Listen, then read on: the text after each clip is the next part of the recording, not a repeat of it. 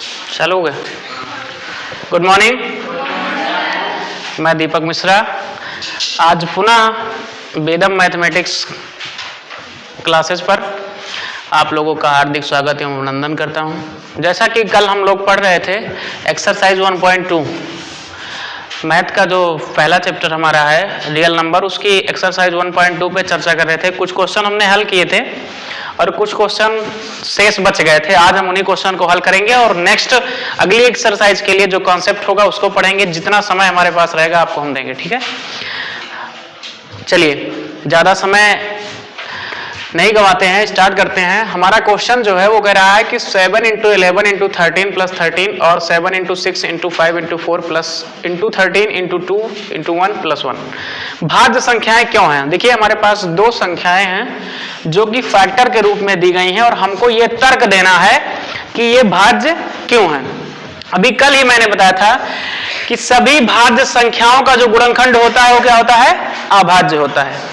तो इस संख्या के लिए हम क्या तर्क देंगे, हम कहेंगे चूंकि 7, 11, 13 क्या है, अभाज्य संख्याएं हैं, अभाज्य संख्याएं हैं,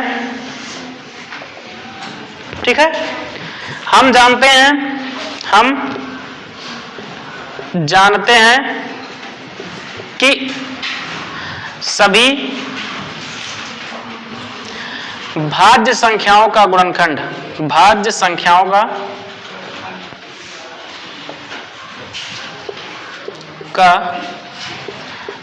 गुणनखंड क्या होता है, अभाज्य होता है, अभाज्य संख्या होती है, अभाज्य होता है, ठीक है।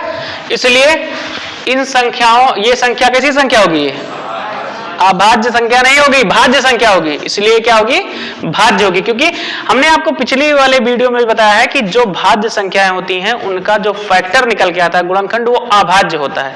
जैसे फॉर एग्जांपल के लिए देख लीजिए, अगर 140, अभी कल इसी का उदाहरण दिए थे ना, 140 क्या है, भाज्य है कि नहीं है। इसका गुणनखंड निकालोगे तो कितना आएगा, 2 × 7 = 14, 2 × 0 = 0, उसके बाद 2 × 3 = 6, 2 × 5 = 10, फिर 5 × 7 = 35, 7 × 1 = 7। देखिए ये सारी क्या है, अभाज्य संख्या है कि नहीं है। 15 देखिए, 15 क्या है, भाज्य संख्या है, 3 से कट जाएगा, काटिए, 3 × 5 = 15, 5 × 1 = 5।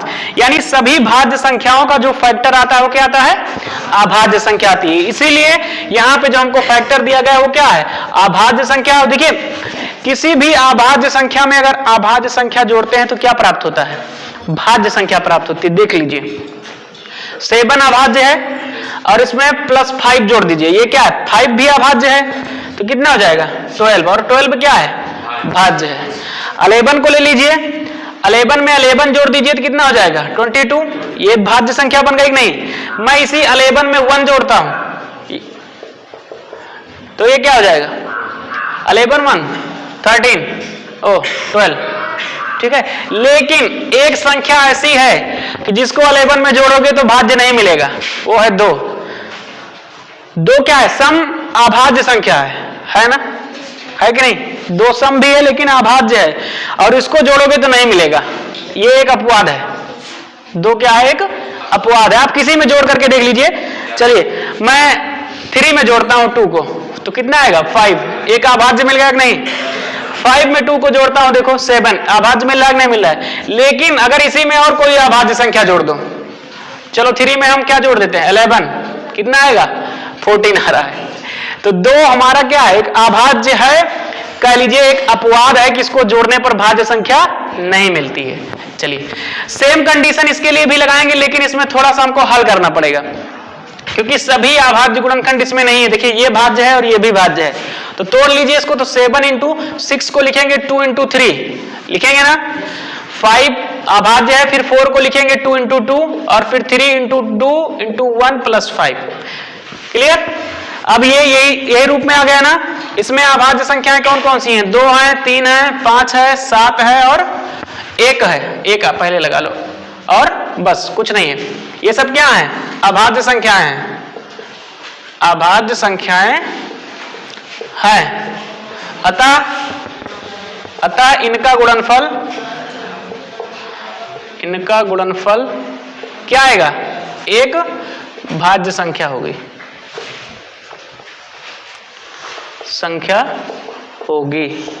ठीक है, जैसे गुणनफल की बात मैं कर लेता हूं, 3 इंटू 2 का कराओगे 3 दूनी 6, 6 क्या है, एक भाज्य संख्या है कि नहीं। 5 इंटू 7 का कराओगे 7 बचे 35, एक भाज्य संख्या है कि नहीं, है ना। बस यही चीज हो गया। चलिए नोट कर लीजिए तुरंत। समझ में आई बात सबके, क्यों हुआ ये ऐसा, क्योंकि किसी भी भाज्य संख्या का जो फैक्टर होता है वो क्या होता है, अभाज्य संख्या होती है। चलिए मिटाते हैं इसको।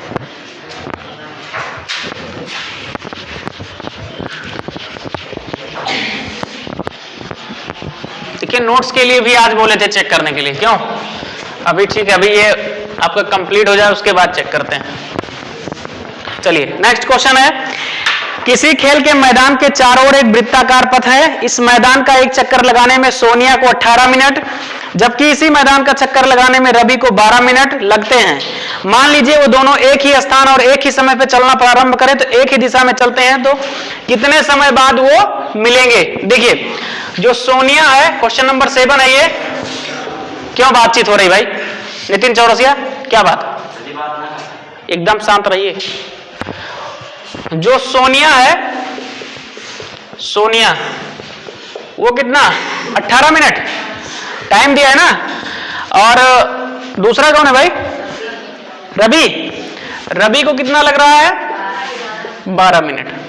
दोनों एक ही स्थान से चलना प्रारंभ करते हैं, तो कितने समय बाद पुनः मिलेंगे। जब इस प्रकार का क्वेश्चन आता है तो इसमें हमेशा एलसीएम निकाला जाता है, जब पूछे कि पुनः कब मिलेंगे, ठीक है, और जब पूछे कि पंक्ति में कितने आएंगे, अधिकतम कितने पंक्ति बनेंगी, तब आपको एचसीएफ निकालना है, ठीक है, मासा निकालना होता है। चलिए एलसीएम निकाल लीजिए, इसका प्यार से निकलेगा 18 और 12 का बहुत आसानी से। सबसे पहले 2 से काटेंगे, तो 2 9 18 और 2 6 12, फिर 2 से काटो 9 नहीं कटेगा, 2 3 6, फिर 3 से काट दो, 3 3 9 3 1 3, फिर 3 से काटो 3 1 3, 3 3 9 दूनी 18 2 ना 36, यानी इसका लासा कितना आ जाएगा, इसका लासा आपका आ जाएगा 2 × 2 × 3 × 3 बराबर 36 मिनट। यही उसका क्या हो जाएगा आंसर, यानी 36 मिनट बाद क्या होगा, रवि और सोनिया आपस में मिलेंगे। ठीक है, चलिए ये एक्सरसाइज आपकी कंप्लीट हुई, ये एक्सरसाइज आपकी कंप्लीट हुई। अब नेक्स्ट एक्सरसाइज पे बात करने से पहले हम अपरिमेय संख्याओं का पुनर्भ्रमण करेंगे। कहने का मतलब अपरिमेय संख्या पर एक बार फिर से चर्चा करेंगे।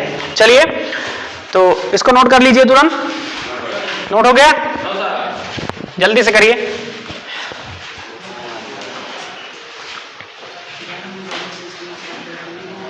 चलिए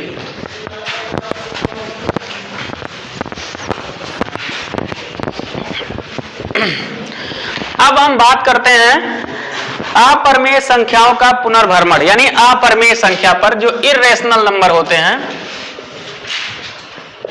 अपरिमेय संख्याएं, अपरिमेय संख्या यानी इर्रेशनल नंबर।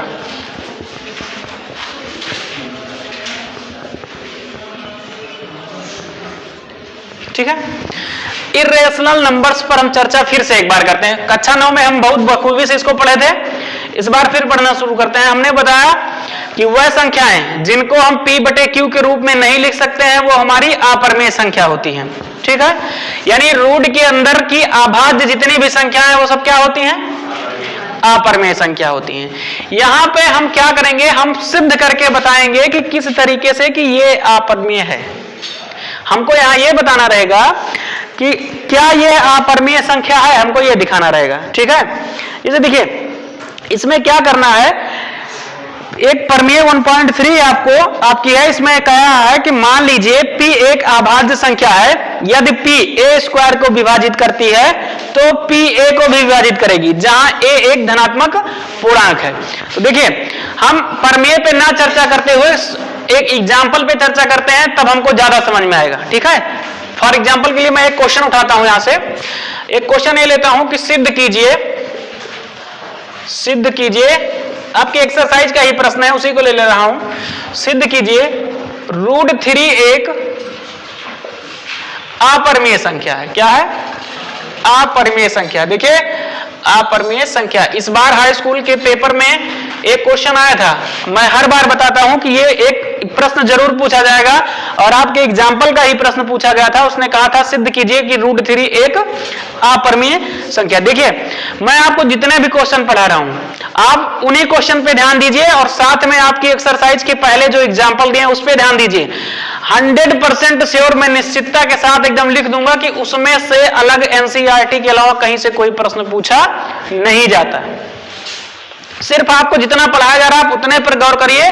90+ मार्क लेकर के आएंगे। ठीक है, 70 नंबर का पेपर आता है जिसमें आप 65+ करके आएंगे। अगर आपको जितना बताया गया उतना केवल पढ़िए बस। ठीक है, चलिए तो हम क्या करेंगे, हमेशा इस प्रकार का जब प्रश्न आए, बहुत बखूबी से समझिएगा इसको, इस प्रकार का जब प्रश्न आए तो हम क्या करते हैं, हल करते समय सबसे पहले इस कथन का एक विरोध कथन ले लेते हैं। क्या ले लेते हैं? विरोध कथन, यानी इसका उल्टा ले लेते हैं। इसने कहा कि √3 एक अपरिमेय संख्या है और हम कहते हैं कि √3 एक परिमेय संख्या है। तो यहां लिखेंगे माना √3 एक परिमेय संख्या है। ठीक है, हमने इसका उल्टा मान लिया कि नहीं? मान लिया ना। अब हमको पता है कि जो परिमेय संख्या होती है वो P/Q के रूप में लिखी जाती है। क्लियर है? तो इसको हम P/Q के रूप में लिखेंगे, यानी लिखेंगे P/Q बराबर √3 के। लिखेंगे नहीं? लिख लेंगे ना। अब लिखेंगे, यहां क्या करिए, रूट हटाने के लिए दोनों पक्षों का वर्ग कर दीजिए। लिखिए समीकरण 1, लिखिए इसको, लिखिए समीकरण 1 का या में लिख दीजिए। समीकरण 1 में दोनों पक्षों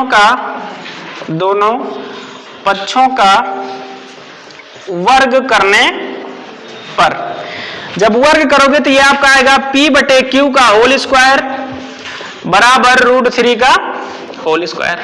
क्लियर? ये आपका आ जाएगा P²/Q² बराबर 3, क्योंकि √3 का स्क्वायर करोगे कितना आएगा? 3 आएगा। चलिए अब क्या करिए, यहाँ Q² होगा, इस Q² को यहां भेज दीजिए और इस 3 को यहां ले आइए। क्योंकि देखिए हमें पता है बटे 1 कर सकते हैं, कर सकते हैं नहीं? क्रॉस मल्टीप्लाई करा सकते हैं कि नहीं? करा सकते हैं ना। तो हम क्या करते हैं, इस 3 को यहां भेज देते हैं, Q² को यहां भेज देते हैं और 1 को यहां गुणा करा देते हैं। तो ये क्या आएगा, ये आपका आएगा P²/3 बराबर Q² के। आया कि नहीं? अब यहां से हमको क्या पता चला कि जो P² है वो 3 से विभाजित है। यहां लिखेंगे समीकरण नंबर 2 बनाएंगे, इसको लिखेंगे समीकरण 2 से P² 3 से विभाज्य है। क्या है? विभाज्य है। अतः P3 से विभाजित होगा। ठीक है, क्लियर? P3 से विभाजित होगा। अब यहां मान लेते हैं P बराबर 3 के। अब फिर लिखेंगे माना P बराबर 3 के। अब लिखेंगे P बराबर 3 के का मान समीकरण 2 में रखने पर, 2 में रखने पर, चलिए रख दीजिए। जब 2 में रखेंगे तो क्या आएगा, P की जगह पे 3 के रख देंगे और उसका होल स्क्वायर कर देंगे और बटे में 3 बराबर Q² के। समझ में आ रही बात ना? ये कैलकुलेशन समझ में आ रहा है नहीं? चलिए इधर हल करते हैं। अब देखिए इस 3 के स्क्वायर का जब हम वर्ग करेंगे तो ये 3 त्रिक 9 हो जाएगा और K² हो जाएगा। 9 × K² बटे 3 बराबर Q² के। क्लियर है? 3 से इसको काटिए, 3 3 जा 9, यानी 3K² बराबर Q², यही आएगा। अब K² बराबर जब निकालेंगे तो ये 3 इधर मल्टीप्लाई में है, बराबर के इस पार आएगी तो किस में चली जाएगी? बटे में चली जाएगी। किस में चली जाएगी?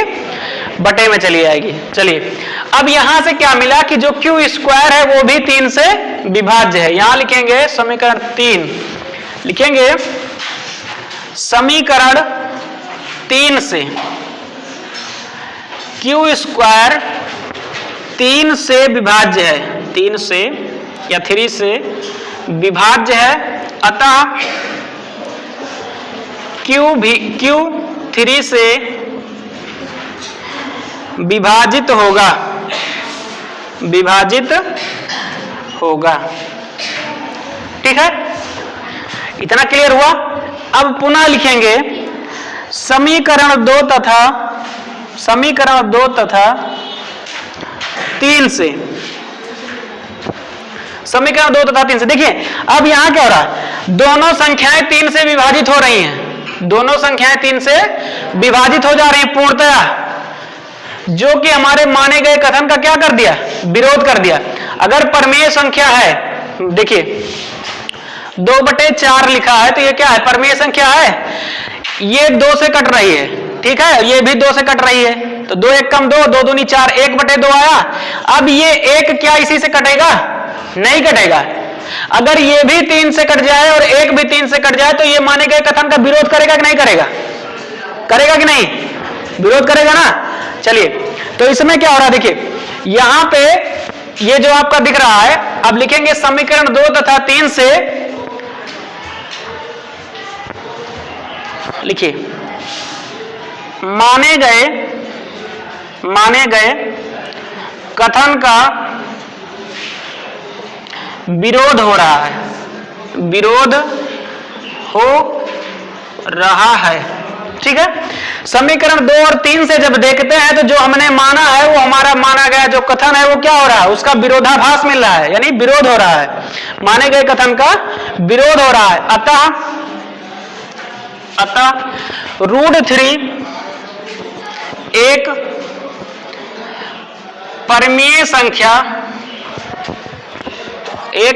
संख्या नहीं होगी। इसलिए √3 एक अपरमेय संख्या है, संख्या होगा, ये होगी लिख देते हैं, अपरमेय संख्या होगी।